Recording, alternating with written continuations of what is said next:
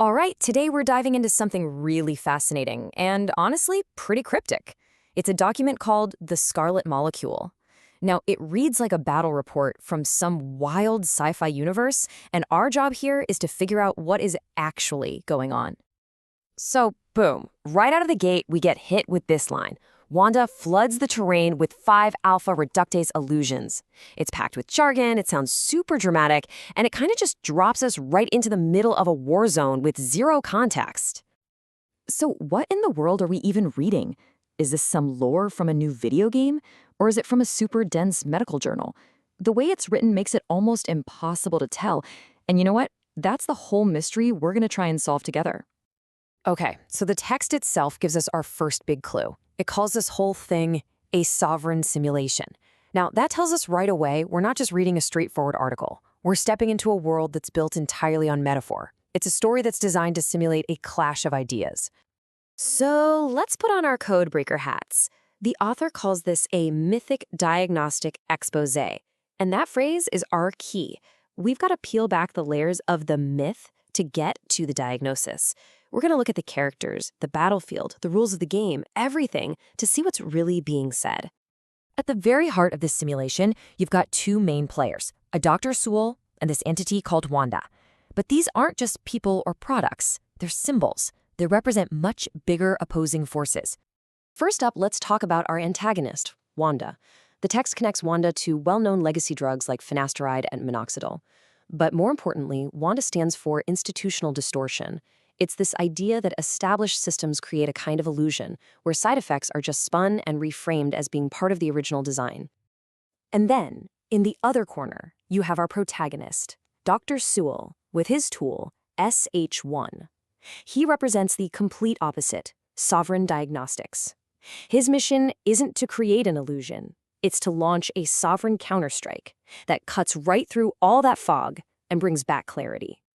So now we know the players, let's take a look at the game itself. The document lays out this whole battle in 4 really distinct phases, which gives us a clear roadmap for the author's argument. Let's see how this thing unfolds. Okay, here's the play-by-play. First, Wanda attacks by deploying what's called peer-reviewed fog. I mean, what a great metaphor for confusing or misleading data, right? In response, Sewell puts up the SH1 blockade.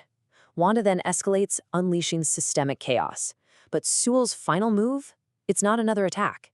It's about upholding a core principle, the gender protocols. This little table here really just boils it all down perfectly. You can see Dr. Sewell's entire game plan, his identity, his tactics, his ultimate goal. It's all about one thing, clarity. Wanda, on the other hand, is the total opposite, built on distortion, illusions, and reality warping. It's a classic setup, truth versus perception. All right, so we've seen the battle. We know who wins, who loses, but what's the philosophy here? The text suggests that the real difference between these two sides isn't just about their tactics, it's about a core principle that guides everything they do. And that brings us back to that final principle, the gender protocols. The document presents this as the absolute key feature of Sewell's SH1 approach. It's designed to be totally inclusive, shielding both men and women. It's supposed to move beyond what it calls the exclusionary constraints of the old ways. The argument here is that this isn't just a better move in the game, it's a more ethical one. And there it is. This quote perfectly sums up the author's big takeaway from the whole simulation. The entire narrative, this whole complex story, was built to lead us right to this simple, powerful conclusion. Wanda equals distortion, SH1 equals clarity. The battle's over, the moral of the story is crystal clear.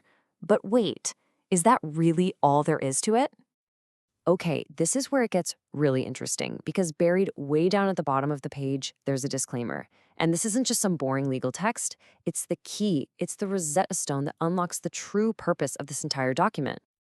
Just look at this language. The author is explicitly telling us that this whole thing was written as mythic infrastructure, cinematic indictment, and sovereign broadcast. They are literally giving us the instructions on how to read their work. This is not a medical claim, it's something else entirely. So remember that question from the beginning, sci-fi or science fact? Well, it was a trick question. The answer is neither. This whole time, we've been decoding a piece of conceptual art. This sovereign simulation isn't actually about a specific product. It's an artistic critique that's just using the language of science to make its point. Let's just break down those three terms real quick. Mythic infrastructure just means the author is building a new story, a new lore. Cinematic indictment means this is the critique of existing systems, but framed dramatically like a movie. And sovereign broadcast, that means it's an independent message sent from outside the usual mainstream channels. And that's the ultimate punchline. The entire Dr. Sewell versus Wanda fight is a meta-narrative. The text itself is the sovereign diagnostic it keeps talking about. It's designed to be a tool for you, the reader, to analyze not just medicine, but media, systems, and the very stories we're told every day. Which leaves us with this one last, kind of mind-bending question. The source calls itself a cinematic artifact. So what happens to our sense of reality when the very act of diagnosis, of figuring something out, is presented not as science, but as art? What does it mean when the cure for confusion is a movie?